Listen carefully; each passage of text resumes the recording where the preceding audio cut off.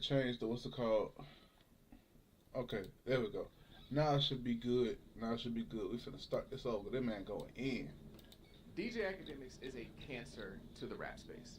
He is single-handedly the worst thing that has ever happened to the online hip-hop community. Him being the number one guy in online rap content is insane. Because he's not Facts. a hip-hop journalist. He's not a hip-hop head He's who just a cares guy. so much about the music. He's a drama slot channel. He is the Keemstar of the hip-hop world. But I ain't gonna lie to you, when I was a Yeah, teenager, I used to love that nigga, bro. fat, That shit was funny, but that was when I was like wide-body, 17. wide as you As soon as I are, turned 18, I tall got bitch. damn grew off of that nigga, bro. DJ Academics is a hoe who sits behind the camera and talks shit all day while getting drunk. That's what he does. Instigating beef between people, talking shit about everybody. He doesn't talk about the music. You're not going to see him breaking down music. You're going to see him talking about the numbers and this and that, and he's going to be dissing Goddamn. people, but he's not going to talk about the Shawty is music. crazy. He's not going to break down lyrics. He's not going to talk about the production. He's going to If somebody come talk in, about y'all tell me That's if all y'all he can knows hear how to me do. or anything like that. I will try to Instigate do my drama best and to beef with women. That's all he maintain knows how the to do. check. He's got veins in his neck popping out when he's talking about Young Miami. He's spitting on the camera when he's talking about SZA. But when Vic Mensa pressed him in person and called him a bitch, he sat there and took it like a good bitch because that's what he is. He's gonna Not do like a something good bitch. later. His like a own good man, old Drake, hoe. don't even fuck with him. Drake won't give him a sliver of real content despite 15 years of bouncing on his dick. Crazy talk. Academics is a pure cancer to the rap space. And honestly, it's to a point like he just doesn't care. He just doesn't care about the art. And it really pisses me off. Because there are so many content creators who actually care about hip hop, actually care about the content. And then you got this clown bringing in all this money off of it. Like, it's to a point like, bro, it's on site if I see Academics. I'm not That going nigga to, it's on got site. millions Like, if off I this see him, shit. I'm putting hands, feet, whatever. We can do whatever. We can knuckle up. We can do a boxing match. We can do MMA. We can do whatever. I'm cool. We can meet up and die, like Soldier Boy said. That's how I'm feeling about Academics. That was exciting, right? That got you excited. That got your blood pressure up. You maybe sat up in your chair, grabbed your you might have paused it in the middle of that rant. Got something to eat, sat down, got comfortable again, pressed Nobody play. give a fuck about Like you Brock, probably, nigga. maybe that made you want to ride and say, yeah, F Academics. He's right. I've been waiting on somebody to talk to Academics like that. I've been waiting on somebody to call Academics like that. Or maybe you're an Academics fan. Maybe you heard the things that I was saying and that made you upset. And you were ready to leave mean comments. Maybe you were ready to clip the video and send it to Academics. Look at this guy talking about you. You DM him. Look at him talking about you. You're ready to post it on your clip channel. Oh my God, Holy this shit. guy called out Academics. What's Holy Academics? You want shnikes. Academics to respond and maybe I'm say dead something for about real. me, That's make an fun of me. apple woman. That's what you wanted, right? That's You an were apple an Academics woman. fan hearing all that. Oh God. Everybody loves beef. Human beings love beef. That is the number one way to promote anything, really. Conflict. People love conflict, whether it's verbal, whether it's physical. We all love conflict, and the numbers prove that. Cause I ain't gonna lie to you, I ain't And listening to them, but especially this rap. in the rap space. Ain't People nobody in the rap dying for space real. I do not love wanna hear it. beef. We I'm love gonna be 100 with we you. love I'm the problem. Disses back and forth. If We even anybody like get when people murdered, beat up and anybody get get embarrassed. fucked, Some I people don't wanna even hear like it. people lose their lives in this space. Beef just sells. And recently it's been a topic of conversation because Hold up, beef y'all. sells so much that it's Only reason I'm become on my a phone like strategy this when because I gotta make promoting sure a I'm new checking project, a you know new what I'm album, some saying, new over music. chats. It's a And I real don't got tactic. another monitor. People have been having these discussions when talking Y'all know about how it Clips be. and Niggas Kendrick from the bottom. and Kanye. What I want to do in this video is ask the question of, is it okay? Is it right? Or why I think it might be okay in some cases and not okay in other cases? And is it all just clout chasing or is some of it kind of justified? Now let's get into what I actually want to talk about. That intro was me just kind of proving my point, but Let God Sort 'Em Out really has If I been got one of the most anybody in, impactful welcome albums in. of 2025 in rap. Probably I the would be most impactful surprised. album. It hasn't Not had the gonna lie to biggest you. numbers, but it still did good numbers. And everyone's been talking about this project. Everyone loves it. Everyone's been ranting and raving about it. The lyrics, they've been breaking them down. They've been judging this album. I need to listen to that Clips Discography, album. I just Clips haven't themselves, heard they've it been calling yet. it their best album. People have been judging it within the other albums of 2025. I love the album. Everyone loves the album. But more than anything, though, what really stands out about this album? Cause the Clips album is crazy. It had an That means rap excellent getting rollout changed where pretty back. much everything that Clips did was going viral on the internet. Every interview they did, every story that came out from this album, whether it was the Kendrick situation where their album, or where the verse was possibly banned by UMG, whatever it was, everything was hitting the timeline like crack, pun intended, when talking about Clips in their rollout Hold up, a few y'all. months ago. But one thing in particular really stood out And that was a seemingly random beef with Travis Scott. Almost out of nowhere on one of their rollout singles, So Be It, Pusha T on the final verse of the song sends a diss to Travis Scott. It's pretty much unmistakably for Travis. Like, you can't really attribute that to anyone else. And it just kind of caught people off guard. You cried in front of him. You died in front of him. Calabasas took your bitch and your pride. Her Utopia had moved right up the street, and her lip gloss was popping. She ain't need you to eat. The net gon' call it the way that they see it, but I got the video. I can share and AE it. They wouldn't believe it, but I can't unsee it. Lucky I ain't TMZ it. So be it, so be it. Pusha T said that he dissed Travis Scott because he doesn't really respect him for his lack of loyalty and how he's very flip-floppy on a bunch of issues when it pertains to rappers, and he really just kind of sides with whoever's hotter in the issue and depending on what's going on. One of the issues, or one of the incidents that he cited was when Travis Scott dropped Astroworld in the song Sicko Mode, when Travis and Kanye had been close pretty much his entire career at that point, and he allowed somebody like Drake to get on his song on his album and diss Kanye and literally detail the directions from Drake's house to Kanye's house.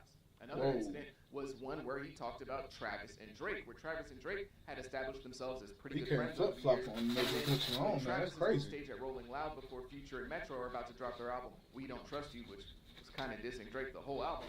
He asked Future and Metro to play the song Like That, which Like That ended up being the song where Kendrick Lamar dissed Drake. So that was really weird. But the main instance in which Pusha T really started to grow some disdain for Travis Scott, at least according to him, was in 2023, when Pharrell and Travis seemed to be pretty close, and Travis came over and wanted to play some music for Pharrell from Utopia, his upcoming album at the time, and he ended up playing the song Meltdown for Pharrell.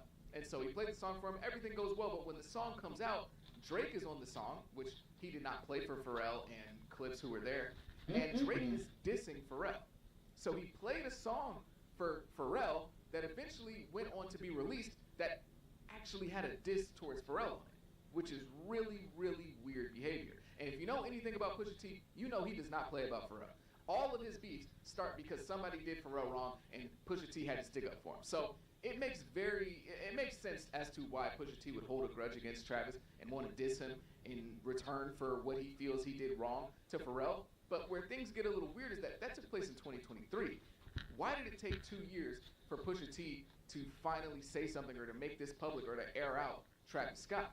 Which led a lot of people to come to the conclusion that Pusha T's really only doing this for the clout chasing aspects of things as he's going into a rollout, and Travis Scott is a much bigger artist than Pusha T. To me, this is the perfect example of tightrope walking, beefing over a valid reason, and beefing just for clout, because if this story is true, then yeah, Travis Scott's really weird. If he really did preview a song where Pharrell would eventually be dissed on it, by either not playing the diss because he already had the verse, or letting somebody get on it after previewing it for Pharrell and letting them diss him on that song, that's super weird. Like, Travis Scott is a weirdo if that's true. And he's a snake and he's everything else that Pusha T called him, because who does something like that? And so Pusha T is right for, kind of speaking out against that and calling Travis Scott out.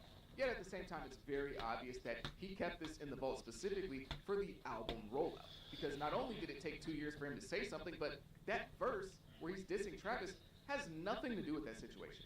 He's not rapping about you doing Pharrell dirty and why you being weird and you're a snake, you're a traitor, you ain't got no loyalty. He's rapping about Travis Scott losing Kylie Jenner and crying about it and him having a video of it. That has absolutely nothing to do with the situation. But you know what that does do? Makes people talk. Because him having a video of Travis Scott crying is a crazy that's a crazy headline to put in a news article. It's a crazy headline for a YouTube video. It's gonna get people talking about the situation. Now they're gonna be talking about Travis and Pusha T and what actually happened. But at the end of the day, they're still gonna be talking about this new Clips album coming out, because that is the context within this information has been shared. So this whole thing is like a truly perfect blend of clout chasing off of a much bigger artist, but also having a completely valid reason to beef. The first thing that I ask myself when I'm like trying to figure out, okay, how do I feel about this person using beef as a rollout or part of their rollout, I should say, is the beef real? Because if the beef is real and there's a real foundation there, what do I look like telling a rapper not to diss another rapper about some actual issues that they have? Because that's what rappers do. That's a major part of the genre. That is the foundation, or part of the foundation that hip-hop was built off of. Rap beefs, dissing, back and forth. So, like, that would be weird for of me to be like, oh, well, you can't actually diss somebody that you actually have beef with. That would be a little strange in my opinion. So in the case of Pusha T and Travis Scott, you can clearly see that there's clout workings there. There's some little bit of clout chasing there. But at the end of the day, there actually is an issue between the two parties. So it's not like you can just be like, oh, well, you shouldn't diss him now because you're about to drop an album. Nah, he can diss him whenever he wants. There's actual smoke there. Where we get to indefensible territory, in my opinion, though, is when there's no real beef. When you're just trying to reach out and grab for anything, when you're just calling out somebody just because you know you have an album coming out, you didn't really have an issue with that person. You just found one, you know, in your back pocket that you used as justification.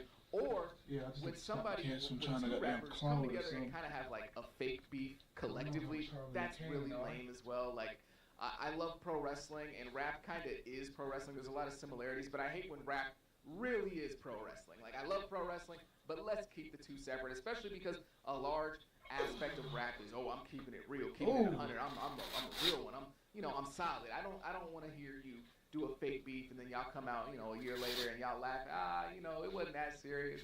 Nah, let's not do that. The guys who seek out beef for promo are whack to me, like that 6ix9ine archetype. Even though I will say this, for as much as 6ix9ine really was like just beefing with anybody and everybody for the sake of promo, he did have some songs there that were hot outside of just him beefing with people. Like, his career wasn't respectfully disagree, beef, but his career was elevated times 10 because of the beefs that he was involved in. So I will give him a little bit of credit. That archetype of guy who's just always looking for an issue with somebody. That's also what Kanye's kind of been doing the last like 5 years on Twitter now. Like, pretty much every time he has something coming up, some sort of release, he's beefing with people on Twitter, whether it's Jewish people, label executives, or Drake, which, I mean, he's kind of had beef with Drake on and off for like a decade at this point, so maybe that's a little bit more valid, but the stuff with Kendrick I'm stupid.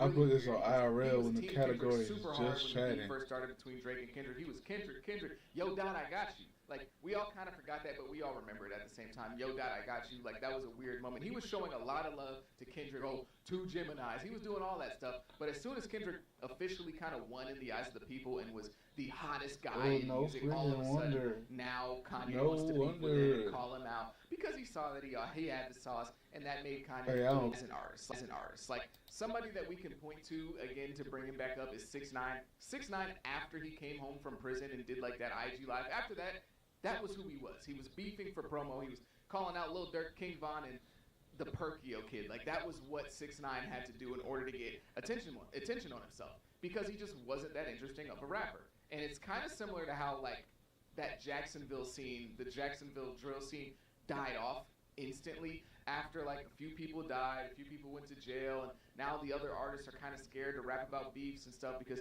they might go to jail. That scene died off instantly because those guys aren't intriguing as artists if they're not rapping about the beefs and the killings and all that stuff. Now, all that stuff in Jacksonville is very real. So they weren't just beefing for promo. Okay, that was real stuff. But my point is, those guys are only relevant if there's major beef in their music, and that is kind of what a lot of people have started to do. And that, if that's what you need to do in order to get people paying attention to you, if you have to start beefing, that is unethical rollout. Crazy. If you have to use the unethical rollout method, then you're probably just not that good as an artist, or you're just not very good at selling and promoting your product. Because the beefing method, it works, it's effective, but it's very lazy. And for somebody like myself, as much as I do love music, I love a good rollout. Like, that is one of my favorite aspects of music. A great rollout. Like, outside of obviously just listening to and enjoying the music. But if an artist can get me interested in and engaged in and invested in music before it even gets here, that's really exciting. That's something that I really hold on to. I really like the idea of being sold new music or being sold a new product. Like, oh my gosh, this is coming out. It's going to be huge. Like, it's going to be crazy. Like, I think that the skill of being able to build a lot of anticipation is a great skill to have. Because for me personally, there's no better piece of entertainment than a piece of entertainment that I can fully immerse myself in and feel like I'm in like a new universe. I feel like I'm in a fully fleshed out, fully thought out world, whether that's movie, TV, music, or anything in between. I love really feeling like I'm in an environment. Like, listening to music is great, but when you can make listening to music feel like an experience, that's when you're truly hitting new levels. Because when I listen to The Life of Pablo or I listen to an album like Donda, those albums feel like eras. They feel like moments. They feel like something that you really enter into outside of just listening to the music and enjoying it. It feels like a world was built with this project, and every time I listen to it, I go back into that world. I have distinct memories of Kanye in the Mercedes-Benz Stadium doing push-ups on the floor and, play off the grid. Like all that stuff is great stuff to me, and that environment is really, really cool, and I really, really cherish that when I listen to music. So for me personally, whenever I see somebody do a rollout and they're just lazily doing the unethical rollout beefing method, it low-key disgusts me, okay? Because I love a good rollout. One person that's heavily debated upon in this space back and forth is Kendrick Lamar. Whether or not he used I ain't gonna lie to you, this video was not about and I don't really understand the arguments. I don't get it because this video was not about DJ Academics. Dropped an album after he did a Super Bowl halftime performance. He went on a stadium tour. He was the hottest guy in music. Kendrick Lamar was already a superstar. Don't get me wrong. He didn't get a massive come up off this where nobody knew who he was. He was a nobody, and now he was already a world renowned superstar. But there's no doubts that his career rose to extremely new heights that he had never seen before off of this beef. There's no denying that. And I'm not trying to blame Kendrick for it or criticize him for it or say he's wrong and he should. I'm not saying that, but it's just the truth.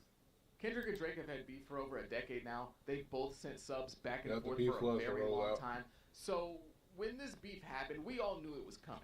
There was just going to have to be a moment where one of them pointed to the ground like Max Holloway and the other person stepped up and they threw down. We all knew that was coming. I want this to be clear, though. Both parties knew that this would be a huge deal. Yes, it was a big deal for Kendrick, but it would have been just as big of a deal for Drake, maybe even more of a big deal for Drake if he would have came into this huge battle and defeated Kendrick, the boogeyman, the savior of rap. If he would have defeated him as the pop guy, this would have been huge for Drake as well. So it's not like this was just a one-sided thing. In terms of popularity, obviously Drake is number one. He's higher than every other rapper, but it's not like Kendrick was just a nobody, somebody who just people had never heard of. He just kind of came out of nowhere and now he's a superstar. No, he was already a huge star as well. Now, if this would have been Ray Vaughn calling out, Drake and trying to battle him and trying to diss him and just desperately trying to get a response, then okay, you could have said, okay, this is just about chasing, get him out of here. But this was Kendrick Lamar we're talking about. This isn't some little dog. This isn't some random clout chaser. This is Kendrick. And I want this to be clear as well. This was a huge risk. This wasn't just a guaranteed clout up for Kendrick. We all knew the beef would bring massive eyes, including Drake and Kendrick, but if Kendrick would have lost, he would have been seen as a loser by the entire world. And all that stuff that happened, Super Bowl halftime, stadium tour, album selling 500K or whatever, all that stuff, him being the hottest guy in music, that would not have happened if he would have lost. Especially if he would have lost to Drake. You think Drake would have let him just lose and just, hell no. Drake would have destroyed that. Twisted and turned his heel a million times. He would have been doing the woo walk all over Kendrick's grave if Drake would have actually won this battle. So, yes, Kendrick did get a whole bunch of stuff off of this beat, but that was him enjoying the fruits of his labor, in my opinion. What we really need to discuss, though, is the audience. For as much as beefing for promo might be a questionable move in a lot of people's eyes, we have to acknowledge the reason that it happens, and that's the audience. People love beef and drama. We love to see people go at it and compete. That is the biggest way to get people to pay attention to you. So for as much as we want to call out rappers for relying on beef, at the same time, we have to acknowledge that they do it for a reason. Beef has always been great for the audience, but nowadays, especially, the current internet climate has really focused on conflict between rappers. There are huge YouTube channels solely dedicated to rap beef, pretty much, which means that if you're a modern rapper, you have to understand the game and see that that's a massive portion of the game, and that sometimes you might have to play into it if you want to remain relevant in the space. If there was no appetite for this stuff from the audience, then we wouldn't really see it happen as often. Somebody like Soulja Boy would have been an internet relic 15 years ago, but because of beefing, he gets to pop up every now and then and be relevant for 2 weeks or so. And we cultivated this environment as an audience, not just the rappers. Even if you want to go beyond the rappers and say, well, what about the labels? Because we've all heard these stories of labels trying to start beef between rappers, instigating beef between rappers, maybe even trying to start a fake beef between rappers. We've all heard these stories about these labels and the things that they do. And while these labels are super powerful, they can push things and push agendas and push people. We all know about the top labels, UMG, Sony, all that. While they are massively powerful, at the end of the day, they still have to sell their stuff to an audience. They have to sell it to us. We still have to buy this from them. It's not like they could just push it on us and it's, oh, well, we're just going to accept it. No, we have to actually take those things in. If the people don't like it, it's going to fail. So UMG can push all the buttons they want. They can do whatever they want. At the end of the day, they still have to sell it to an audience. So I want that to be remembered. The power is still with the people. Yeah, UMG and the other labels, they can play their games, but at the end of the day, the power is with the people. There is no UMG if there's nobody to sell it to. If there's nobody to buy the stuff from it. If there's nobody to consume. These labels don't exist without us. So yes, they have power, but at the end of the day, if the people aren't rocking with something, it's not going to succeed. People love to talk about industry plants all the time, and this artist is an industry plant. Look at them, and there are a lot of industry plants. Don't get me wrong, but there's an even longer list of industry plants that failed because people didn't like them. You can push them all you want. You can give them all the money in the world. You can, put them with this artist, put them with that artist. But at the end of the day, if the people don't like it, the people don't like it. Facts. You need the people's approval. So even if these labels are purposely pushing drill music and trying to push these, drama farming content things onto us, at the end of the day, we have to make it profitable. We are the ones that make it profitable, not them. Drill as a subgenre was birthed just because people love beefing. They love violence. They love when people are going back and forth. That's the only reason why drill is popular. Yet at the same time, we've seen drill completely rejuvenate scenes of rap all over the world. In the early 2010s, when people talked about Chicago, they were like, Chicago's kind of dead. Like, they got Kanye as their nationwide representative, but outside of that, like, what's really going on in the Chicago music scene? And then the drill popped off, and the city, boom, was out of there. That was the peak of, like, Chicago's influence on rap. Early 2010, Chicago was probably the most poppin' that it's ever going to be or ever has been, because it was the center of all the beef, all the drama, and drill rap. When we talk about New York, in the late 2010s, early 2020s, people have been talking about how New York was dead as a rap scene for years at that point. People are like, oh man, where's the king of New York? What's going on in New York? New York used to be the Mecca. Where is everybody? Nicki's like the last person, Nicki and Cardi B, and then outside of that, I don't know, bro, it's looking kind of scary. And then New York drill popped off, and boom, we got Pop Smoke. We got all these guys popping up, and New York is lit again. New York is the Mecca again. When it comes to even the UK and London and all that stuff, people in America weren't really listening to UK rap like that until the drill popped off over there and people started listening to it. And now we have Central C as like the biggest UK representative crossover UK USA guy, and he's a drill rapper, or presents himself as one. And some people have been like debating his gangsterness online. I don't really care about that. I'm just speaking on like what he presents as. He is a drill rapper, and that's what's popping. When we're talking about these major cities in rap, we always talk about these cities historically. It's always like LA, New York, Chicago, Atlanta, Houston, maybe a few others, Philadelphia. Like, we talk about those cities. But a few years ago, we were talking about Jacksonville, Florida. Facts. Nobody in the history of rap had ever talked about Jacksonville, Florida as a major player in the rap game in terms of cities. That's never been a thing. Until a few years ago, when all that Who I Smoke, Julio, Ace, all that stuff was popping off, that was the hottest city in rap. And why was it the hottest city in rap? Because of the drill stuff, because of the beat back and forth. But at the same time, as soon as that beefing and drill stuff kind of died down, those scenes died down. With Chicago, they died down. After all that stuff kind of stopped happening in mid-2010s, late 2010s, that scene kind of died down. New York has kind of died down since the drill scene kind of died. Jacksonville, Florida. Nobody speaks. Jacksonville went from the #1 city to, kind of irrelevant again. Because the beef died down. It's not super hot anymore. In conclusion, to me, the beefing for rollout thing is valid when there's real beef and they're not relying on it. As much as I don't want to see people like aggressively beefing in rap because it very quickly escalates to violence. Like, I don't think I have to give examples in order for you to realize that I'm not lying when I say that, but we just kind of have to accept it. It really is the reality of the genre that we enjoy and the genre that we love, especially nowadays. Because not only does, the beef bring attention, but the people really want to see it. They really want to see these guys go at it. So, personally, I think it's valid when you do it within the confinements that I kind of have laid out throughout this video. Hey, man, if niggas is cheating on Battlefield 6 and they need a secure boot on, bro. Cool. Hey, man, them niggas is just watching your system, homie. They literally just fine if it's not even stopping cheating, bro.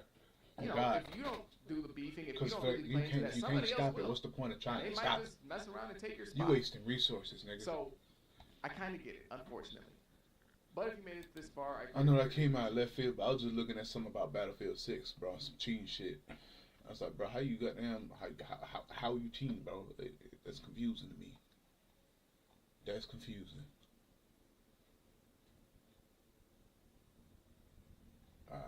know about Marvel.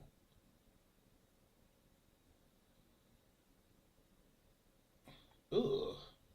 Proud of smelling bad. Never in my life would I ever think to see a person that is dedicated and proud of smelling bad. I don't do no bathing. I don't do no wiping. I'm What? gonna go up here and I'm about to get stinky with it. Not only smelling Whoa. bad, but making sure that every single public space he goes into smells This a nigga taste South finna of get that funk. stanky with it. Jay-Z is a TikToker that embraces his funk while also facing real-life addictions that are destroying his life. And I'm gonna keep doing what I'm doing until somebody hear me out, man. Bro, this nigga a crackhead, homie. Yo, what's These going on, niggas done guys? made a Find that crackhead second here. viral, We bro. are back at it talking about TikTokers smelling bad. This ain't my first rodeo, unfortunately. There's been a TikToker that's been blowing up by the name of Jay Jeezy. Jay Jeezy has been on the internet for a few years now, in which he started making rap videos in the beginning of his online presence. He has now shifted away from rap and dedicated his entire online presence into stinking. Just waking up. Stinking time, bro. I kid you This fucking nigga not. said His it's stinking entire time. page is about him going into public spaces, stinking it up. He stinks up hotels. He stinks up Ubers and Lyfts. He stinks up the gym. This nigga He just stinks up stinking it Tire up. Kingdom. He Stank even ass stinks up nigga. insurance company buildings. I ain't take a bath in like 6 weeks. Not wipe, nothing of that, none of that nature, man. From the stink up the State Farm, my baby pill, man. Wish me luck, dog. Bro, this nigga is a crackhead, y'all. This guy is on a life mission and dedication to going around and stinking up places. He's got entire man is a videos menace, on yo. his page saying that men should not take baths. Listen up, man. Real men don't take baths. Real men don't shower. I'm a G at this, man. I don't even know what to say to that, bro. Whoa, But ain't only nothing this gangsta verse about from here, stinking, these videos homie. Go down this endless rabbit hole. You of leave him other being niggas addicted stinking. to And not smelling stink like- yourself. and he has a famous Leaving saying other for niggas all stinking these is what's activities he gangsta, bro. does. He calls it Stinking time. Ooh, Stinking time. he done got it wrong. It's almost like cooking time, except it's the complete fucking opposite, in which you're going into buildings, This public nigga cuckoo spaces, for Cocoa and Puffs, yo. stinking them up. Now, a lot of people in his community think that these videos are fake, and he doesn't actually stink, and he actually wipes his ass on a daily basis. That is somewhat true. There are videos in which he was in public spaces and didn't flush the toilet or wash his hands. There are videos in which he's in a gas station and the gas station employee is like, yo, what is that smell? No! I swear to God, I did not. That's fucking weird. Bro, that shit weird. Just got there a minute ago. Bro. God damn. This guy is on a stink. This nigga's a menace. He about to call in the drones from BO2, except it's gonna stink. Now you guys would think that somebody like this on the internet is just trolling, and this is Hey, just I'll one have to beat up this aspect of nigga, his bro. life, and that I'll he beat has this other ass, things bro. going You ain't on finna stink around me and outside think you of finna these get away with it. stinking videos. Bro, you was saucing my Unfortunately, he brain. does have other things going on, but they're You was saucing all every sense of my negative. body, bro. I Also gotta being beat you up. addicted to stinking, Jay Jeezy is also addicted to tricking. I'm telling you, man.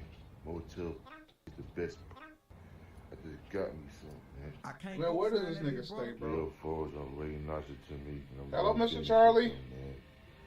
They're always way more nicer to me than regular females, you know what I'm saying? And that's why I associate myself with them. Brother and Altman, they're nice to you because you're paying them. That's the reason why they're nice. His addiction to tricking goes as far as him asking to marry one of them. What the fuck? I just asked just 3 or 4 to marry me. Just told me to leave. And we really get to see an inside of this tricking addiction in which he always talks about how he loves their feet and that he asked one of his Oh, own bro, friends this if nigga they got could send him 5.8 feet million photos in views. which he would pay What's for. up, bro? Oh, no. I'm sorry, he got Well, 5.8 million views, but he got 10,000 followers, bro. I was willing to pay and all that stuff, man. You know, he said no. Told me no. Yeah, I'm just as much disappointed as you are watching this video. I'm the one making it. In Bro, fact, I looked hold up up, Jay bro. Jeezy on YouTube, and he has a video interview with Soft White Underbelly talking about how he's been addicted to tricking ever since he was a child. Going in depth Hell talking no, about how boy. he's paying for this once Only or in the twice South, a bro. week. How often will you meet with one of these girls? Probably like once or twice a week. This whole tricking addiction with Jay Jeezy and the stinking is on a completely different level, but it even gets worse from here. This shit Throughout all crazy. these stinking and tricking videos, there's one thing that's consistently there every single time. It's the Pink dirtiest man I've seen in my life. You can't keep a black man down. Can't call yourself a real man. You never had no prick. Jay Jay Jeezy, while also Oh, okay, being he ain't no addicted to crackhead. He a real singing and alcoholic. tricking, he's also addicted to alcohol. And then sometimes his addiction really pops out in the videos. He had a video in which he went to a liquor store and the person that was working there didn't want to give him liquor. And he started tweaking. Man, listen! They can start racist as fuck. They don't want some of those pink, man. They don't want some of those pink, bro. Nigga, you probably stink. I want to serve your stink ass either, I've nigga. been a loyal customer for years. What they got going on, man? Cause I'm black or something, bro. They tripping, bro. Y'all niggas gonna count y'all fucking days. Bro is out here chroming out. He's having cyber psychosis right before our eyes. His Nigga community said also chroming likes out. to joke about how he doesn't drink real Hey, man, Pink when it get Whitney, cooler, and he tweets I'm gonna out play about me some that as well. Cyberpunk. I got Cyberpunk proof gonna make that my you whole. drinking I'm that playing dog. something too hot, bro. It make my whole house hot. I ain't doing that. And Cyberpunk look too good, bro. I only got 3060. Stop fucking lying!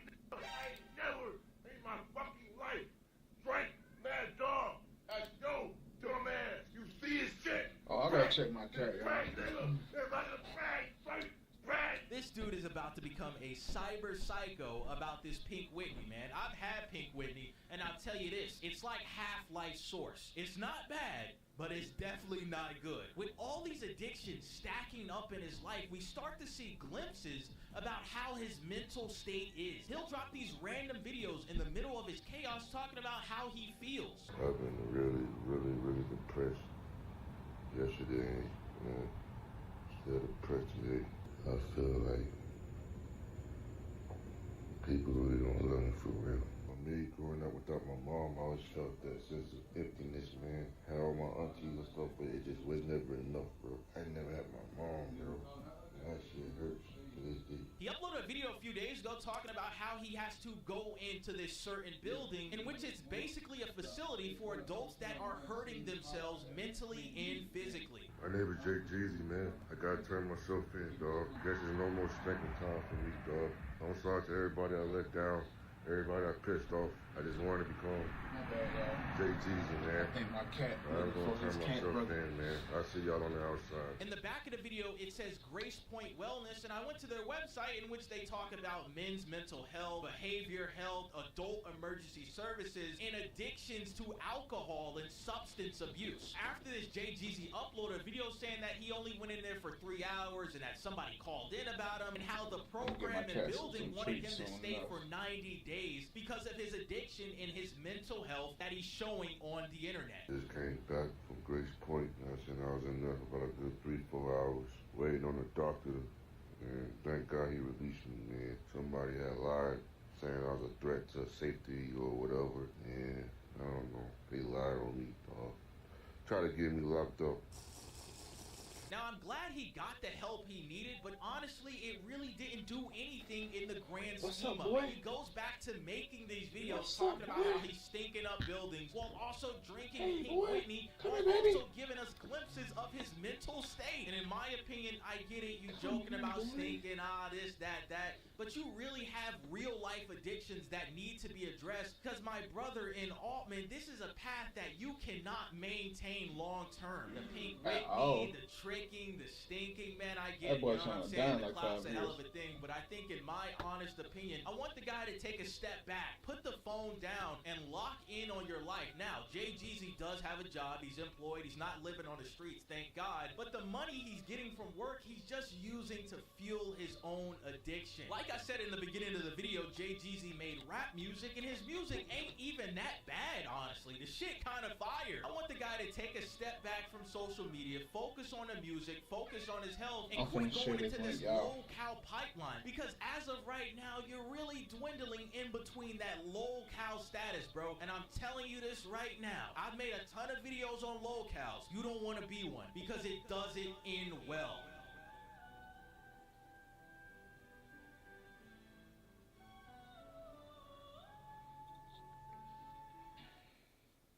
But yeah, lads, that's all I really wanted to talk about, man. I saw this guy blowing up on TikTok, and I thought it was all fun and games until I really started going down the rabbit hole of his life and his addictions. It's insane, and I hope he does get the help he needs in the future. But yeah, lads, I hope you guys enjoyed the video. Drop a like on this. Shout out to my one member, BG Man. Thank you, my boys so much, man. You the GOAT. You the first one in the coalition. If you guys haven't joined the channel membership, it's only 99 cents a month. You get some cool banners, you get some cool emojis, all kinds of shit, man. And it helps support the channel. Join the coalition today. But yeah, lads, I hope you guys enjoyed the video, and I will see you boys in the next one. Peace.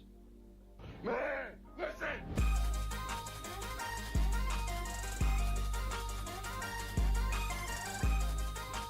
Ooh.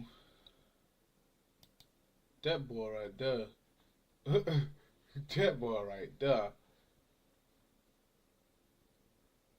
Oh, well, I don't think something about to go because nobody likes how he won. Hey, bro, anybody could just, you know what I'm saying? You know what I'm saying? As a real put an Hawk ungodly fan, amount of feeling time, intense- and that's how I feel about Arson Ash or anybody. Anybody can put an ungodly amount of time, and then pick the best tools possible to achieve the best outcome. That's not a level of skill, bro. That has more to do with obsession than skill. I'm not gonna lie to you. Like, hate to break it to you, bro. Like, you cold to me if you could do something casual, or you cold to me if you have a real competitive mindset. Niggas like Santa Claus and niggas like Arson, bro, them niggas cry when they lose, bro. They don't get in the lab when they lose. They cry when they lose. They go on Twitter when they lose. They say something else is broken when they lose. When they win, it's fuck that. Bro, this nigga Sonic Fox, bro, used to be giving niggas hugs. Hugs, bro. After you won, bro. If you don't whoop my ass for some money, bro, don't hug me, bro. Shake my hand for sure, but don't hug. But that's disrespectful. If I hug you after I won, bro, I'm trying you. Just letting you know. I'm disrespecting the hell out of you. So, you know what I'm saying? And then, but he get mad, bro. He don't want to. He lose. He don't want to talk to nobody. Like, bro, keep the same energy, bro. Like, if he was consistent how he behaves himself, niggas would respect him though. But it's the same with niggas like Arson Ash. Don't nobody respect that nigga, bro. urge to talk about anything that might birth itself from Tony's withering, yet still so beautiful. Man, I'm talking about somebody come in and got engaged with me. And in part out of the fear that unless Activision shoves their Man, hand so the up the company's arse of talking to me, bro. Tony's So I throat sound to hold crazy. along Tom Clancy style, any entry to the franchise might be its last. The day What's Tony up with Hawk you? dies out, What's cry up? like a What's father up? who Charlotte has to lay Ava, their son to 289, rest. bro. I'm just not Symbolic seeing will his you. passing be of my What's own up with it? childhood What's up with it? evaporating from the I don't got two pressure of monitors, time so and entropy. I can't really All that talk is to to you say, like that. But what's up with Hey, it? Tony Hawk's Pro I can't Skater really 3 see plus nothing. 4. Hold on, sis. Let's start at the beginning. Like I'm gonna Dad type in did the with chat us. too. I'm not exactly keen on remakes, a hot take that I'm sure we're all in agreement is stone I cold at see this you. point. But there's a reason that I bring it up. This is a game that's half remake, half reimagining. And in that half reimagining is half demake. It's a very weird game from a perspective of what it wants to achieve, and is also exactly what I would want from a game like this, keeping the spirit alive of what people remember. However, for all it attempts to change, man, I'm it just shuffles chilling. between I'm just improvement chilling, and bro. flaw to end up I'm at about the to exact start same playing some quality of darn- the games that it hopes to what's it revive called? in a Tekken different soon. spot. In 2001, Tony Hawk's Pro Skater 3 was a game that sat at the limits of what you could reasonably get away with in a 2 Man, the minute hard time part frame in a about checklist freaking format. In trying to promote 2002's Tony yourself, Hawk's bro, Pro Skater not 4 nobody got wants rid you of to that promote format, yourself, bro. made the levels slightly bigger, and isolated every portion of the checklist into little I'm chilling. objectives, I'm in chilling. part because I'm the glad levels just had Tuesday so much going to well. do in them. 3 plus And 4 all that. puts these I'm games cool. into a blender. It's the 2-minute format of 3 in the previous games with the scope and scale of 4. It also adds new levels to 4. Levels that are pretty Man, I'm so fantastic, cold on while still ice, you feeling feel me? right under the Tony Hawk's Pro Skater 4 banner.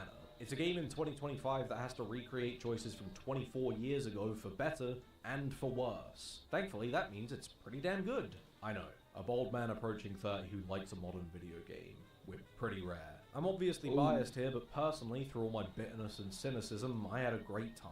I didn't fill my adult diaper the moment that I saw Doomslayer do a kickflip. Oh, but I man, did they put point the and Predator poke when suit Denzel in Curry hit my specifically. ears. In many ways, it reminded me that I still have whimsy in my soul. I also know that relative to most people, I am better than the majority of people at Tony Hawk. And that's not me just flexing. This Let's is me get back flexing. at It's Eric going in the Sparrow. bottom right corner. I have enough Wasn't that the experience with the character? franchise No, never already that mind. I can't reasonably Never be mind. relied upon to recommend a game that doesn't represent the majority experience. This video That's why I say for anybody who might be interested in this game, you may as well not even buy this game and download Rethawed if you really want some remastered content, bro. They need to change the systems of the game. Oh, you can't even hear me. You can't even hear me. My fault.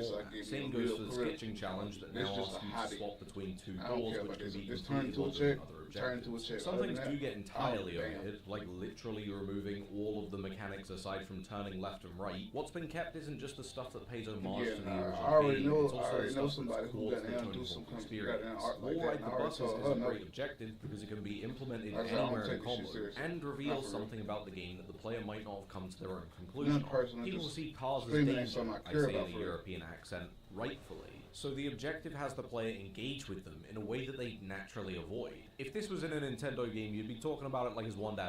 And while it exists in a game that doesn't capitalize on its mechanics in a particularly nuanced fashion, One it's time still that a fuck good your lesson to business teach the if player you an don't objective want that the business player now. might end up You know what I'm repeating. saying? But, hey, Similarly, goals that's like just where I'm Captain at. Floats, which was a repetitive and boring mission in 4, have been brought over with a much smaller goal. If the game had a do X move in Y location mission, it's probably been brought over. And that's fine. The two major exceptions to this are Kona and Zoo, which have been reworked into contest levels like in 3 that just ask you to get a score. Go ahead and call me the woke liberal, but personally, I like the transition. Zoo in 4 is fine, but Kona, as a place in a video game, was always a bit boring to me. It's flat and true to life in a way that's uninteresting, and unlike Burnside in Pro Skater 1, isn't blessed with the coincidence of working well as a gamey level. I respect the ability to capture a piece of history for an activity that's history is largely fleeting, so I'm glad to see it come back, and making it a competition where you get to focus on you and yourself as opposed to the rest of the Hey, bro, space going was a crazy on great this shit. choice. There might be less game to Kona, but it's a better level for it. Zoo being changed is a little more contentious. It's a better space to roll around, so you can make the argument that it deserved more objectives to encourage exploring the level. I'd argue that there's not a lot to explore, and as a level that webs out Well, from a central this point will- rather hold than on, I'm wrapping talking around to on Jet. itself, it's fine Give me as a a second, combo I gotta space, remember but what it not is. great as a level. While we're Give me a here, second, let me most get my Pro phone. Skater levels are not very good levels. However, this is an argument for a hypothetical world where Pro Skater adopts Titanfall level design. We'll get back to what I mean by that later. Generally, I think 3+4 has managed to strike I a gotta good use balance. different It usernames for strips back a everything I lot, use. much of which was boring and repetitive. However, it touches on a lot of callbacks that aren't just callbacks. They're chosen specifically for what fits into a new, old environment. Even Alcatraz, a bad level in 4 Yeah, I and dropped can't in the convince me chat. otherwise, keeps a fun but finicky objective with the loop that goes into a trampoline. Every player wants to do it, chances are though you'd only ever want to do it once. Instead of setting this up as a level objective that would need to be repeated in speedruns, it's a one-off for a collectible. They've taken a bulk of material, figured out what is worth keeping and throwing away, and thought about what was left and how it would be incorporated with the rest of the experience. It's not perfect, they're using a game from 2002 and being asked, as professionals, to run it down 2001 mid. What they've used works though, and even if you don't like it, I'd hope you agree it's a commendable goal. Now, new content. Tony Hawk's 3.0 plus 4.0. Thrice spawn a new level. Despite being a remake, 4 has a whole new set of levels and excludes 2 from the original release, Chicago and Carnival. Chicago technically isn't from Tony Hawk's Pro Skater 4, instead being from Matt Hoffman's Pro BMX 2. Quick aside, this game's tragic, and Carnival game is was just trash. trash. I'm not sure why. I had But that as a game as a salute to our kid. fallen brethren, chances are nobody knew you. Pinball feels fresh and fun in a way that custom Tony Hawk levels do. It doesn't feel true to a place, but has a mechanical identity. This one specifically being a downward loop with boost pads that are thematically pinball, but mechanically about keeping momentum going. Oh, damn, bro, forward. the boost It's pads great, back. and I love this level. If the sack tap through the slime objective was I mean, hey, they did remake Pro Pro 3+4, so 4 should have what's this would be a called 10 boost out of 10. pads. Water Park is probably the most true to the stuff when it comes to Tony Hawk 4 inspiration. It's wide and open without much in the way of a specific direction, but still keeps a I was theme literally- I of got dense Discord, wall but I don't pipes never in the check middle my that are Discord. sunk I ain't gonna into lie the to you. ground with boxes on the outside. So if I you get check the me, impression bro, that I this ain't was gonna lie to blocked you. out by Next time I someone who text you, really might be a loved year the from fun now. bark in Project 8. Like, As no a joke, score maybe builder, we it's just pretty like, fun, but as a don't take level this with one. objectives, I find it a little bit disconnected. In particular, the coin challenge and Drain the Pirates Bay. Movie Studio has a really nice flow to it despite being mostly flat ground. It almost feels like an extra Pro Skater 3 level inside of Pro Skater 4 level, but that mostly comes from a smaller scope from deliberately being a contest level. All these levels are good. I had to give them a big thumbs up. They fit nicely alongside the other levels. However, in the same way that I might blend in with the EDL, fitting in with the crowd isn't always a good thing. To me, a whole new set of... Hold on, I want to clarify. I'm not an EDL member. To me, a whole new set of levels peels back an Algorian level of inconvenient truth. Tony Hawk's mission design is incredibly dated, and removed from nostalgic context is downright boring. The levels, created as a plate that the player builds their combo meal I ain't gonna lie of to you. a All that combo on appeals top to me of about this is game almost is the always graphics. fantastic. Again, it's As a place with missions, these it's often a fucking collection Pro of Skater untold 4 mechanics, bro. to-dos. A I part got of this is the 2-minute American timer. Wasteland It on applies a the pressure computer, that bro. makes So I won't exploring the level play Pro counterintuitive, Skater 4 since like this, unless both you have a games. level perfectly memorized and practiced, that 2-minute timer is not enough time to actually complete I'm all not of the appealed by objectives. this. Well, many of them are all. If you never You're played better Tony off Hawk, bro, spending the first this minute might be and a worth half for of each you, 'cause level Tony Hawk's trying a to good time. complete what's in view, and then prior to Just the don't level take it seriously. ending, looking for an objective, and then resetting the Cool level game, before pop the in, timer pop ends in, to play give for like yourself 30 more minutes. time to finish You know the what I mean? Every objectives. once in a while. This is not a new problem. It has been a problem in the series since the If you can very get it for like first $30, entry. cool. As you're less and less familiar with a level, this becomes more present, and it's slathered over the entirety of this game, unfortunately. This isn't me saying Iron Galaxy did a bad job. I would have called them Iron Galazy if I did. I'm just pointing out that they were forced to cook with some butter that was severely out of date. This is most present in 4, since the levels are often quite open and you tend to have to hunt for objectives. Since those objectives are spread out over an entire level, you can often struggle to connect the dots, as you're given a huge amount of potential space if the next objective isn't immediately in view. This is also the case for 3 though, particularly in the new Platinum objectives. Thankfully, Yeah, the that game was always does a problem with offset Tony this in Hawk, quite though. a few areas. Collecting Skate and Alcatraz tries to That's just keep one all of the gameplay letters in limitation. view I watched and Skate naturally as a lead you franchise to is the just next better. letter. And Impress the Skaters in college pockets all It's of the just- players in one area that is At the very end, completely Tony Hawk is At a other game times, that was though, the game designed creates objectives in that the highlight 90s, this like, to the an whole gameplay was extremely designed in the 90s. annoying You can't degree fix that that. had me Google the solution more than twice. There's a whole genre of You mission can't in this reinvent game that I certain would wheels, describe bro. as Once the wheel's answer been my invented, riddle. it's been They're either invented. vague asks of the player with no clear method forward, or hunting for an unmarked item somewhere in the space that needs to Simple be as. taken to another place. The latter So is it was immensely been invented. It's frustrating been because the invented. game doesn't make it clear what can be interacted with for these objectives. Canada asks you to get a flask back to this dude. Which flask? Where? This one. Why are we deliberately doing Where's Wally? In San Francisco, you have a mission to get rid of these dudes from the port or whatever. A sneaky remix on the mission in 4 where you also have to figure out the same thing with very little info. In that game, there's seals and you need to feed them. With fish, you grind box, make do fishermen, always on their damn box, make fish 4 time. It's an objective that requires a little bit of leaping and logic, but also it's in a game that isolates missions to specific areas, while giving it a context that might have you get from point A to B in a leap that isn't that dramatic. By not having the mission start in Okay, that my area stream's still doing before, better today it's harder to than come in to the same general. conclusion. A bad mission that is made worse by its I proximity just gotta to go ahead and elements. start playing the game and all that. I need somebody to talk. That's not how the real. mission works in 3+. Yeah, I'll be. Here, Bro, you once I have to start ruin the having day of an videos old about woman, chat, boy, get so- pigeon seeds, and then ride the cable above them. There is no indication that this is what you're supposed to do. These are cherry-picked as the ones that annoyed me most. Although some people might make the argument that this is the whole point of Pro Skater. It's about going around a level and discovering its little secrets. I don't want to yuck your yum if that's what you like. I will say though that I think that maybe Pro Skater isn't the best place for that, considering it's a character controller designed to maintain a flow rather than explore a space. Even if that is your perspective though, I don't think that these kind of objectives are the best way to go around fulfilling that urge. I'd much rather the game hide sections of the level away from me, like with the side street in Pro Skater 3's Tokyo, or the mega ramp in Water Park. The latter being an objective is a perfect setup. You do a task and you get a tangible reward for completing the objective. Something not every mission in Pro Skater can accommodate, obviously, and not something that's being Damn, they billed made as a the Earthquake remake look should, beautiful. considering its proximity to a recreation. Yo, they restriction made the and Earthquake yet look need to beautiful. make a game from more than 20 years ago feel as filling as a modern game might be why objectives like Go Solve My Riddle were included. Sure, people remember Pro Skater fondly, but I don't think people One remember thing how about quickly cats, it y'all. goes. Sometimes that cat need hair for just more end up on made your for face. platinum challenges. And while I'm not against more Tony Hawk in the same level, it adds a quantity that's starting to interact with the quality. Once you hit the end game, chances are you feel like the levels are a little bit bloated. You forget what you need to do and where, and makes for a lot of restarting and checking your notebook. This might imply that I think 3+4 could have been a better game if it was smaller. And while I'm extremely in favor of smaller games, I don't think boiling this game out to its most delectable juices is the real issue. A lot of my problems when it comes to pacing I can mean, I also ain't gonna be lie to you, peeled the away with problem a is, different bro, way of is they communicating remade with the an player. old game. The idea that you dump the player into the world is true to form, but some God, reminders Kingdom while you're looks playing the beautiful. game wouldn't hurt. A little dynamic list with an opacity filter that Like, gets filled the out when you graphics on close to an point. objective could have gone a It's long just- way. Especially when the objectives are things like tuck knee invert the Champions banner. Don't nobody remember the Champions banner?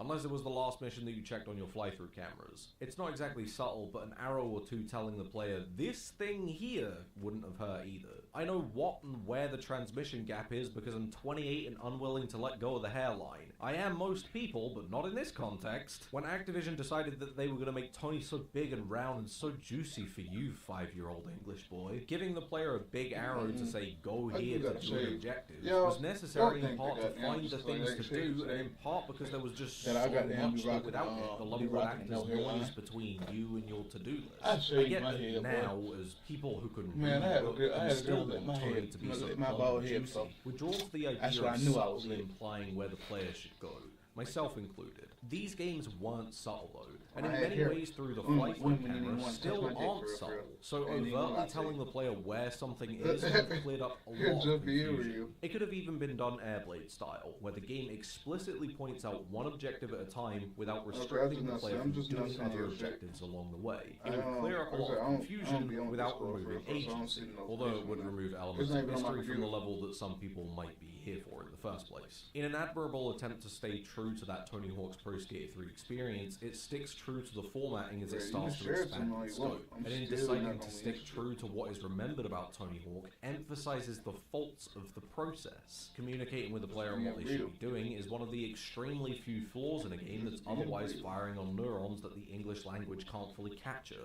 It's also the largest flaw, and while I can sit here and armchair game design my way to Airblade 2, that doesn't change the reality that the most recent Tony Hawk doesn't overcome an issue in the franchise that's been around since 1999. It's this push and pull between the old and new that's trapped 3+4 in a bit of a bind. New solutions that seek to push away problems of older games tend to emphasize all of the problems that can't be fixed in order to stay true to the experience. As a result, 3+4 shares a lot of the issues with 1+2, which shares a lot of the problems with the rest of the series. I don't mind those problems. If Tony's ultimatum is a 2-minute timer or NFTs again, I'll get the egg timer out and shake his still so withering hand.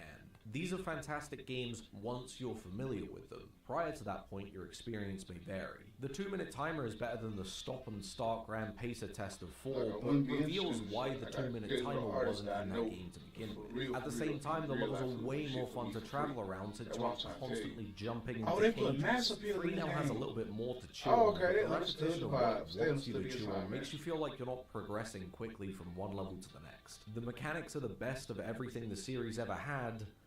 There's no but here, this one is just a straight improvement. The objectives within levels feel old and worn because they are, but considering it's within a remake, you can't make drastic changes to the formatting to not upset those who want the experience more true to what the games were, even if those games had huge, gaping flaws. I had a great time here. Cynicism is making me look at all the flaws. However, the clear conflict of interest between keeping true to an experience and trying to bring it into the modern age puts it in an odd spot that has me wondering how many people will fall in love with it. I still think there's a lot that could be changed to make Tony Hawk, as a set of systems, a really interesting, fresh experience that captures the hearts of internet nerds all over. You can take this set of mechanics and objectives and have a level evolve over time, or design levels that specifically focus on one particular gimmick. But if we end up with a Thug 1+2 remake, that's not going to happen. Maybe that evolution won't come. Maybe that's fine, and it's had its time in the spotlight, and everything from now will just be trips down memory lane. Reliving the past to be bigger and rounder than it was before isn't a step into the future, and for everything 3+4 gets right, it's a game that has my brain tingle more at the thought of what these games could be if they had new and original ideas, rather than salivating at the Tony that's in front of me. How do you see your followers list on Twitch, bro?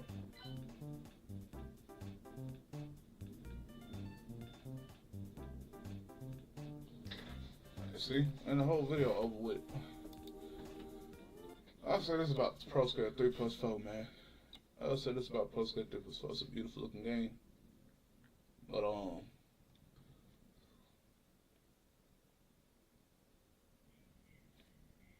it's a beautiful looking game and everything. But I ain't even gonna lie to you, bro. It don't matter, bro.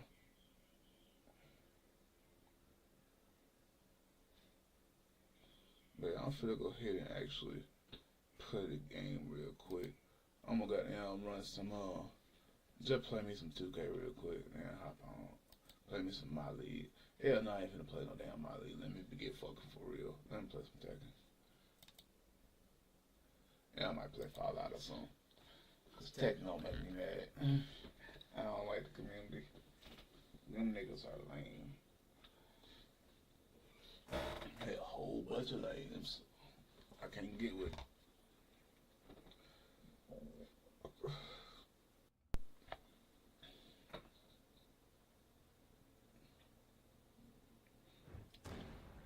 Hold on, I gotta see something.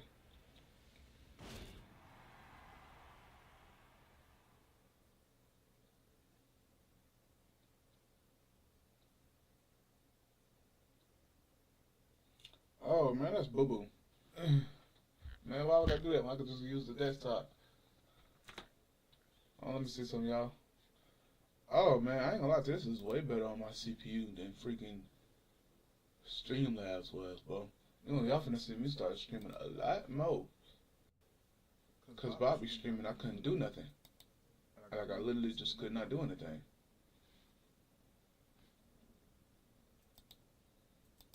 Can I not see my, what's it called? Can I see who following me, nigga?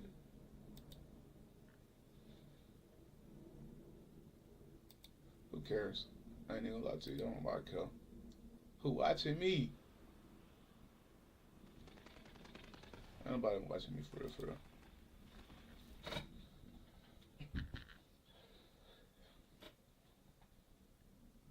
Tell me tell me if anybody come in and tell me if you can hear the game or not. You know what I'm saying? Tell me if you can hear the game. And if you can hear me in a well-adjusted manner. Everything should just work.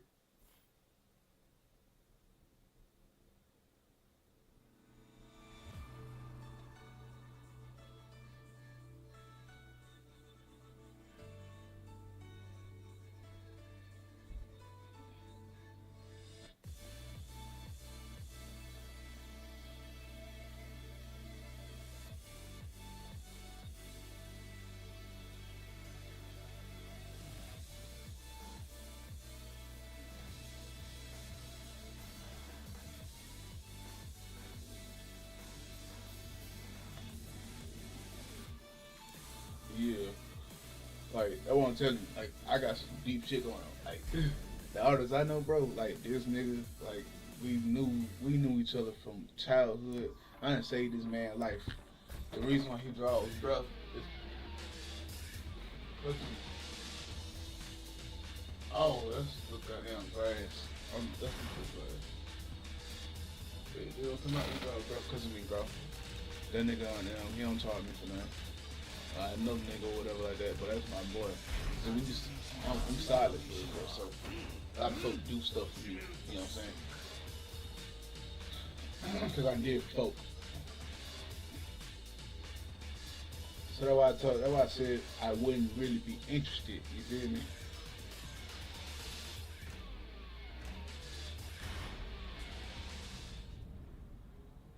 Get ready for the next battle.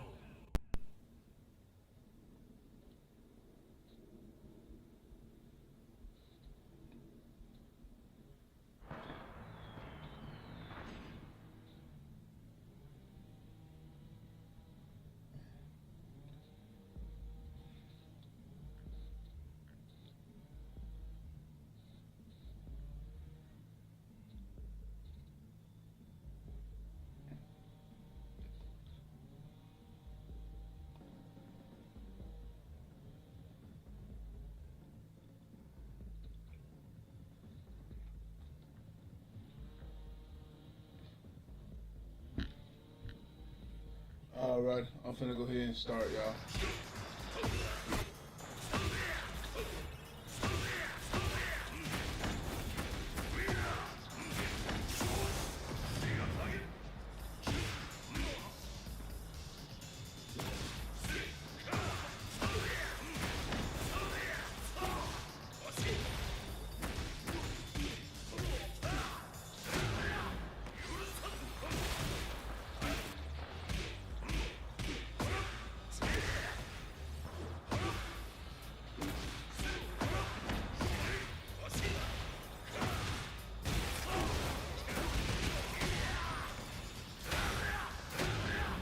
Getting his ass.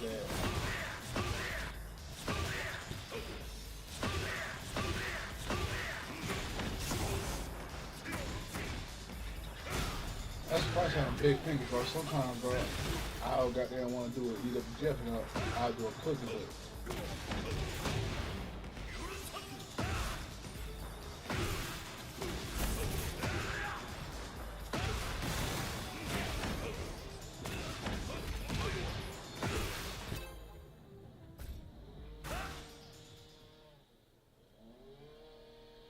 Get ready for the next battle.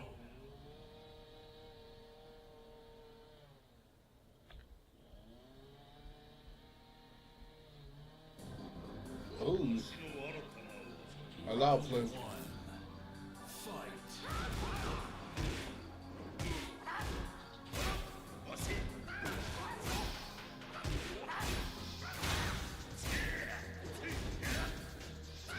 Ooh. Okay, good hop kick. Can't play Brain Dead against you. You're gonna get some help back.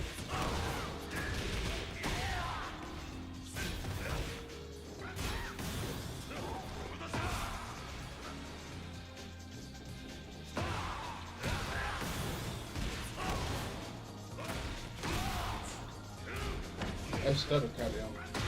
Ooh, good delay. I didn't even know you could delay it like that.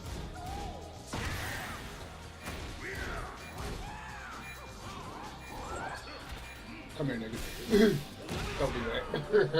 Don't do that. Don't do that.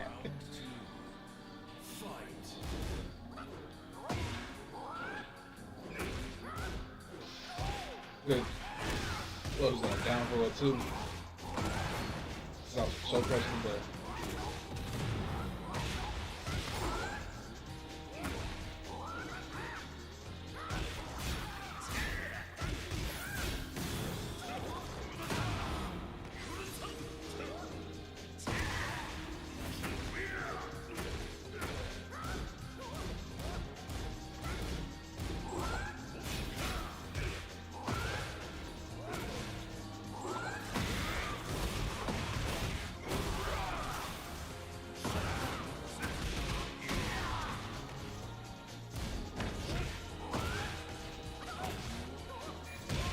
There ain't nothing I can do against shit like that, bro. When somebody playing like that, there's really nothing you can do, bro.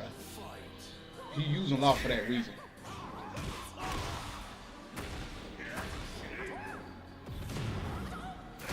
That's why I don't respect certain player bases, bro, because there are a lot of characters in Tekken that they make for or whatever, okay, and those characters, whatever like that, they can clean up mistakes. Law's one of those characters, Yoshi's one of those characters, Lily's one of those characters, you know.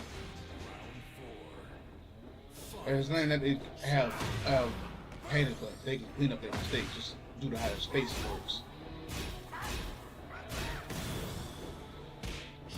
It's not even like these niggas be doing spacing traps. If Tekken players knew what a spacing trap was, a lot more of us would be able to cross over Street Fighter.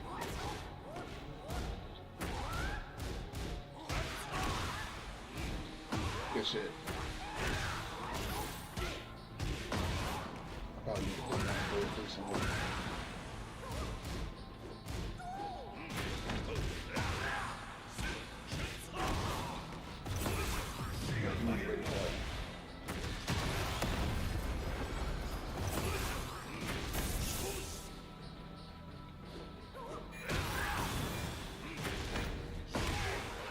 There we go. I want to use what I do, but I gotta play this man completely different. I gotta play him completely different. See, I buried him on that one. Round 1. Fight.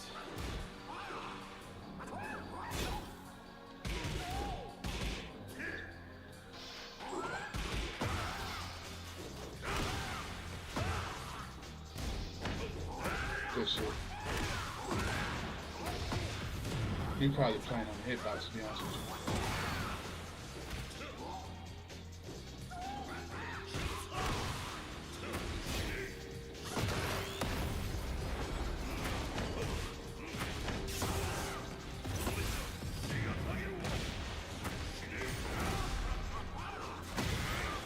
Shouldn't did that, homie.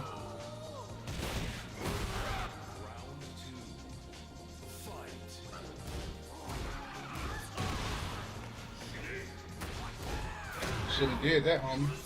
That shit punishable, bro.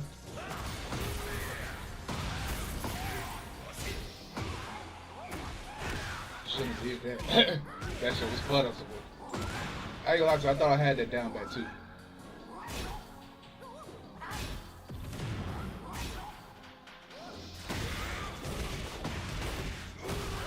See, he's just doing automatic. He's just trying to, he got a flow chart, bro. He's not thinking like he's playing. So this is what's happening to him.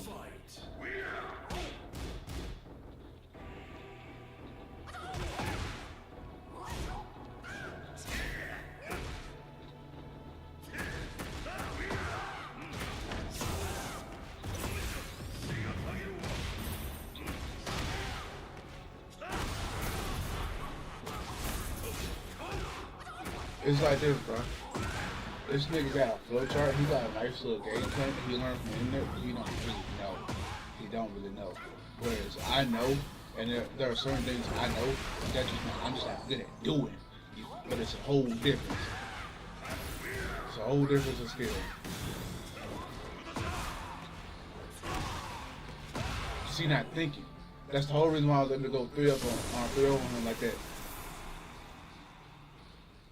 But I ain't gonna lie to you, but it's not no, we do sets, nothing like that. I ain't gonna lie to you. I really don't like playing damn folk like that back to back. And that's why he quit. Cause see, his flow chart failed, so he didn't know what to do. He played Law and he played King, bro. You feel what I'm saying? He last played King when he saw that King got buffed, right? You feel what I'm saying? This nigga a bump, bro. That's what I be saying about certain niggas who play Tekken, bro. Like if you use a freaking, I don't know, bro. If you use a freaking Law, if you use Yoshimitsu, bro, if you use, I ain't gonna say Lee. That's disrespectful.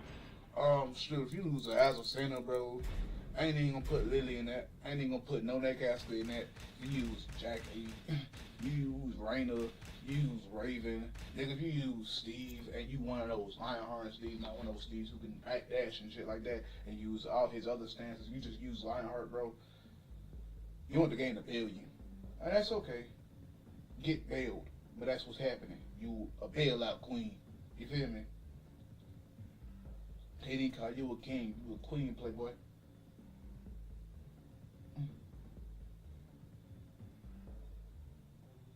But that would be what a lot of these dudes, bro.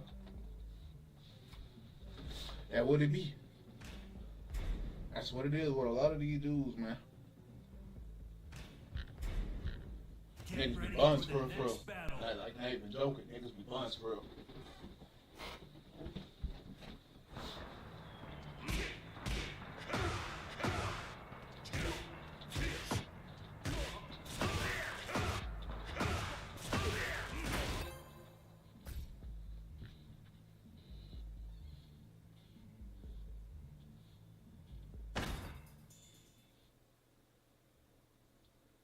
Get ready for the next battle.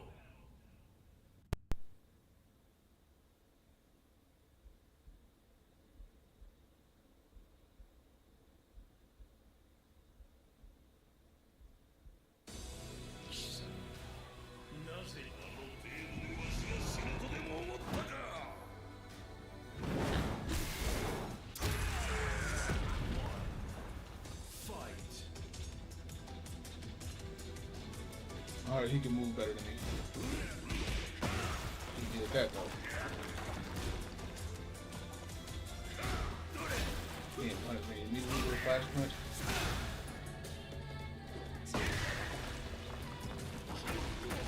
Alright, he's eating fucking spinning demons.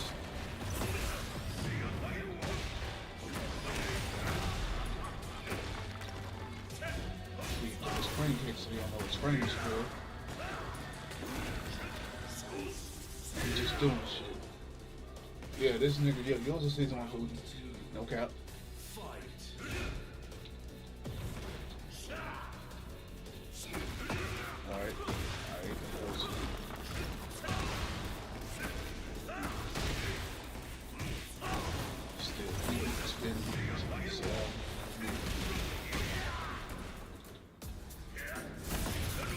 Took that. That was no fucking accident, homie. You press buttons. I don't press buttons.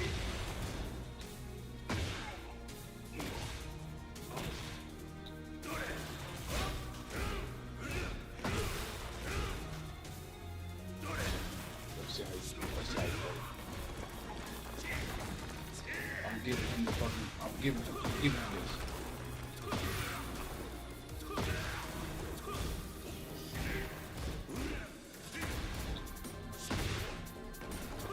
Okay.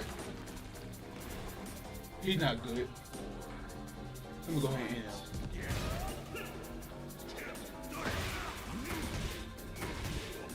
What's the first part of the action? Give me a whole combo. Finish it. Give me that grab. Let's do damage. Oops. Oh, he ain't punishing it immediately. He done taking spin of these. Taking those down.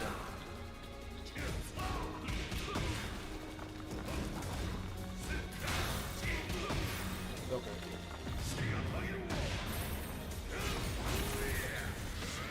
And this nigga did a damn rage art, bruh.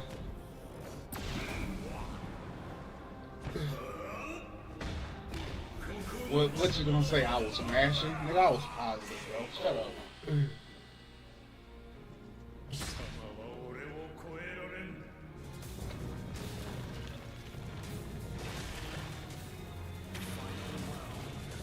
They a lot of ass shit, bro.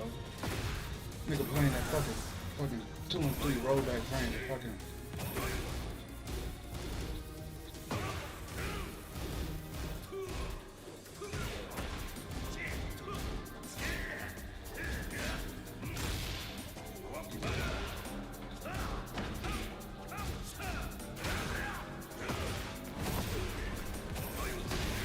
Give me that, nigga. Oh, I guess. This nigga got a rage art, bro. That shit be good. That shit be fun, bro. Hey, bro. I'm sorry. I don't care who you is, bro. If you play on rage arts like that, like he just did it, it's not like he forced a whip or nothing like that, or I did a big move. Did a 15 range move, bro. Nigga, that would have happened if I did a jab. Nigga, I was positive the motherfucker, bro.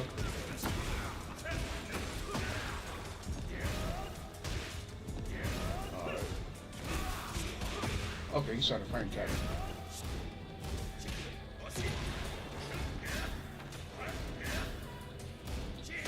Okay.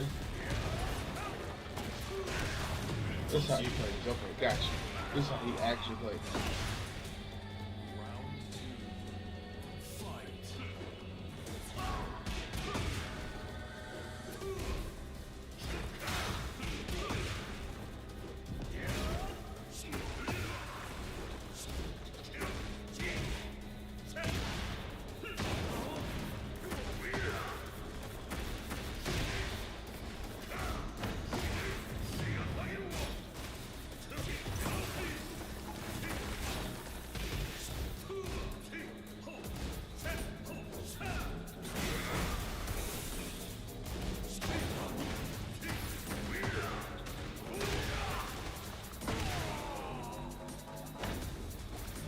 That was a weird round.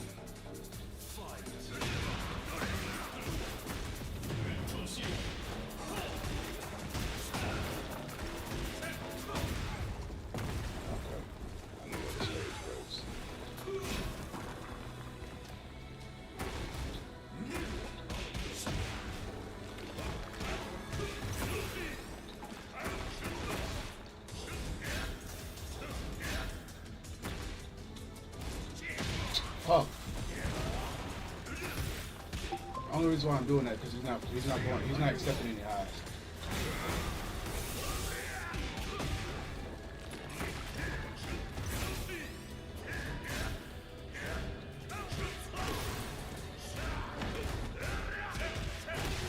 fuck.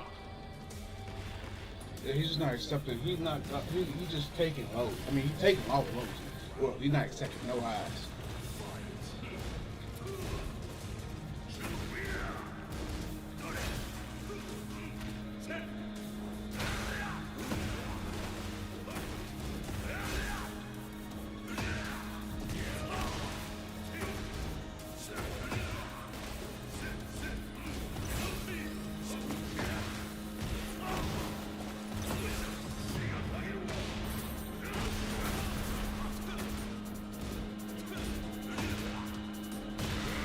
That was a good kind of hit.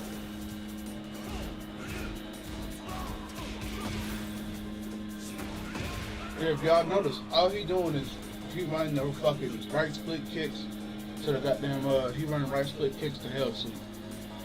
And if you can't get that, he's getting a twin, he's doing a twin piss. He's literally just running 50-50 to all day. That's it. So this is going to be my last match playing him no matter what.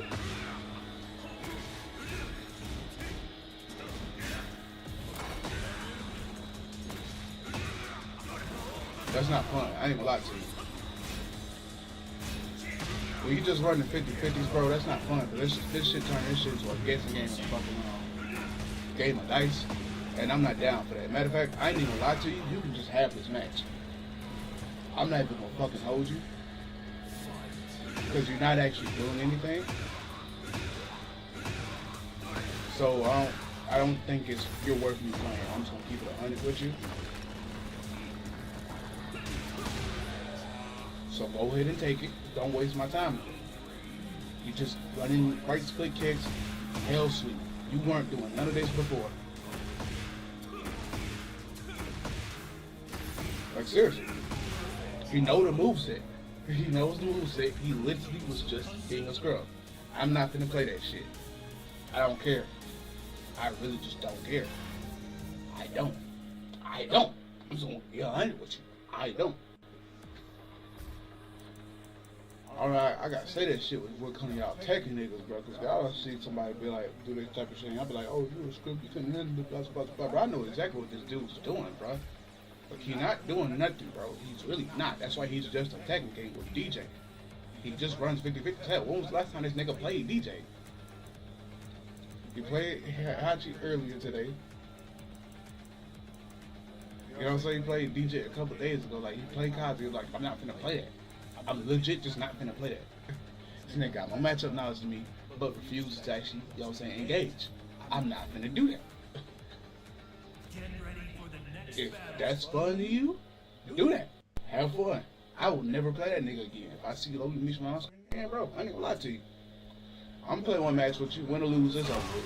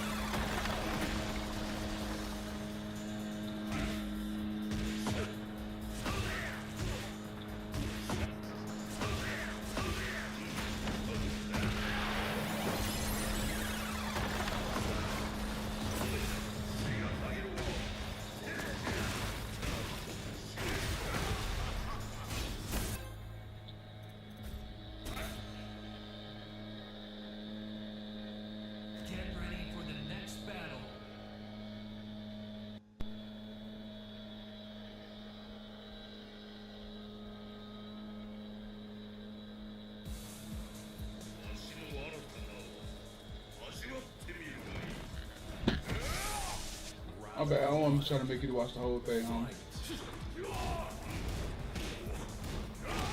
Now, two frames, bro got this fucking crazy.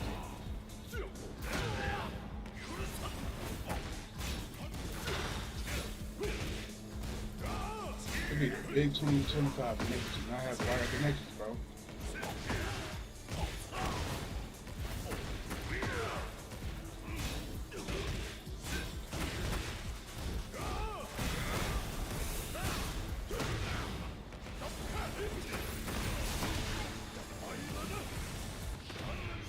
Oh, that was smart.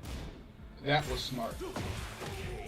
He knew I was in rage art. He did his unblockable. If you're gonna use it like that, bro, that's smart. I've never seen no one use Fox guard break like that.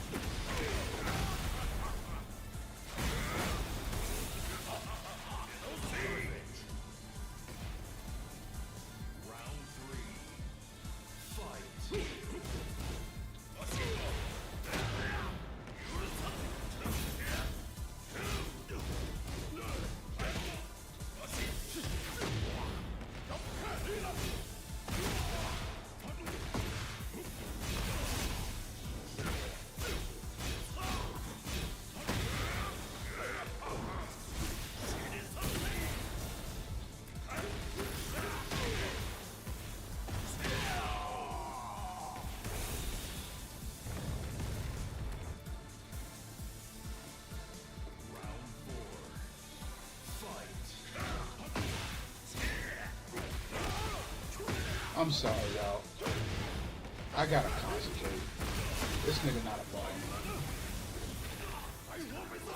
And then he did his guard. And then he did his grab.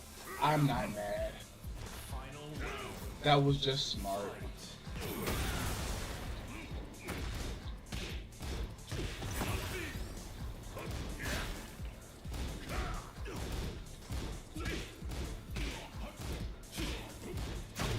Good shit. Oh, I'm gonna catch him. Ah, fuck. I knew he was going long, I just didn't catch him in time.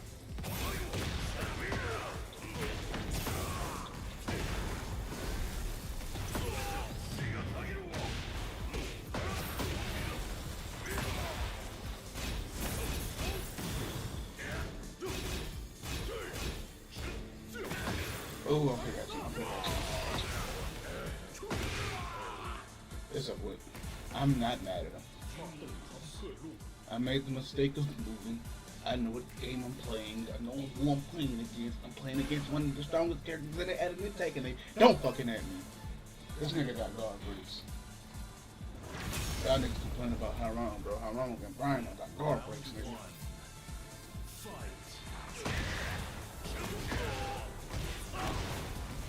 Ain't no two ways to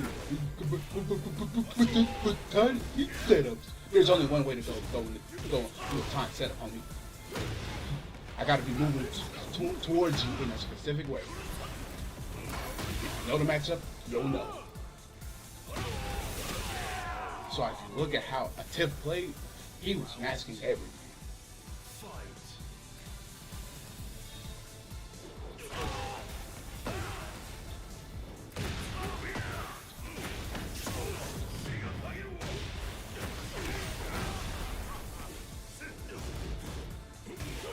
I wouldn't expect him to press a button.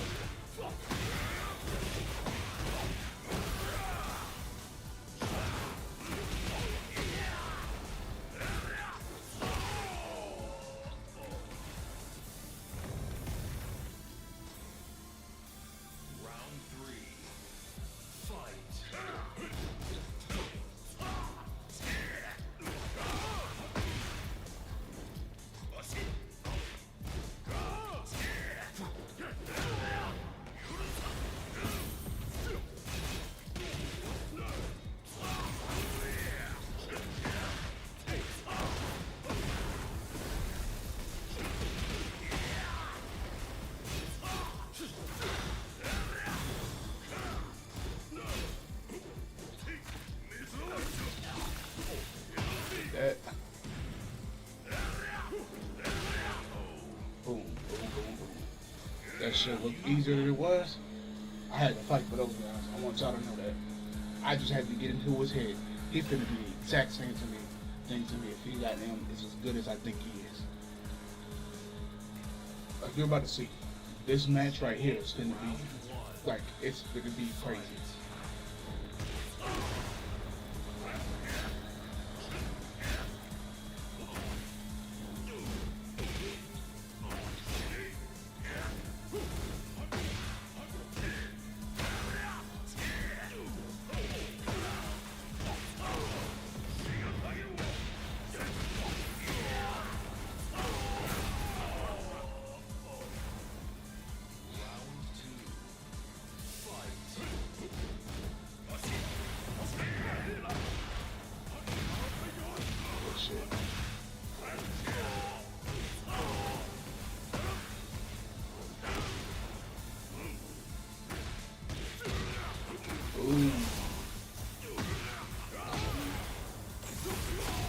catching that one. Good shit. I ain't mad at you.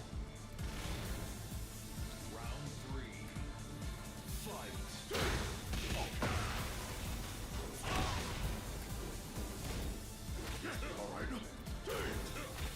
Give me that.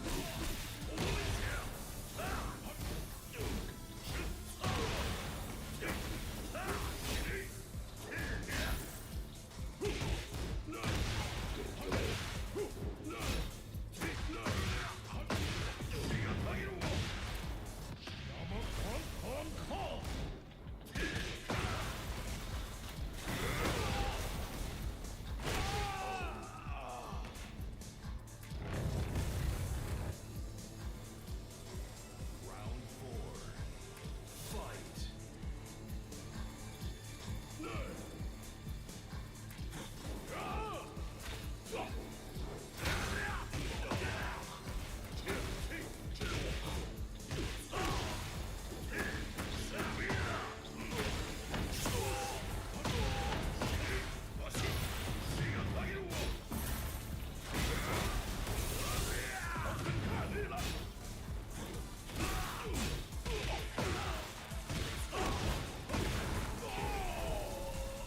I ain't gonna lie to you. I gave this nigga way too much credit. Turns out he just barely won that first one. That shit disgusting. Get ready for the next battle.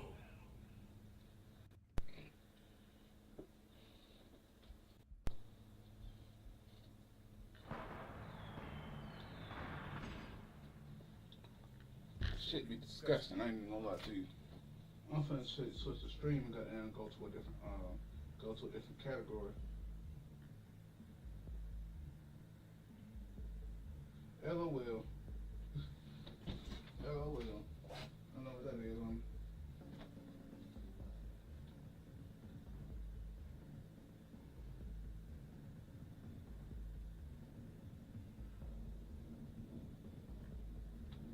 Y'all finna go ahead and end the stream, y'all. Yeah. Yeah. And switch categories.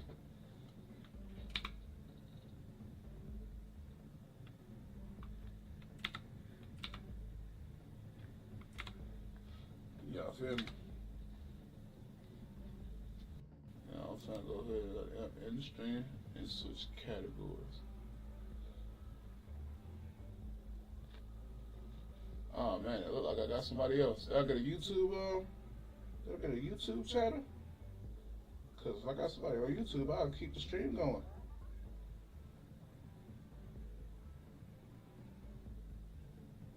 Yeah, don't look like I got nobody.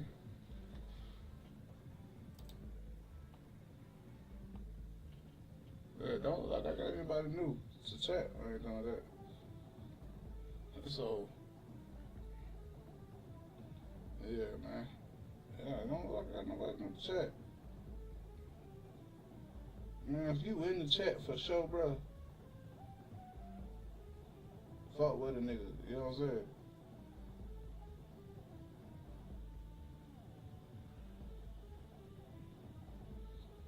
Other than that, I'm gonna have to stop this one, bro, you know what I'm saying? Like, no BS, like, you know what I'm saying? I'm gonna have to stop it, you know what I'm saying? Like, not even that in my money. Hey, just, you feel me? I'm gonna have to, you know what I'm saying?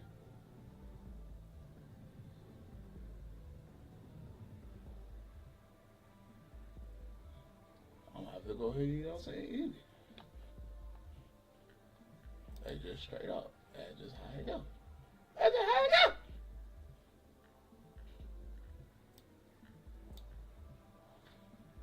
But yeah, I'm finna go ahead and just change the, I'm finna hop back on, but really, I'm just finna change everything to, you know,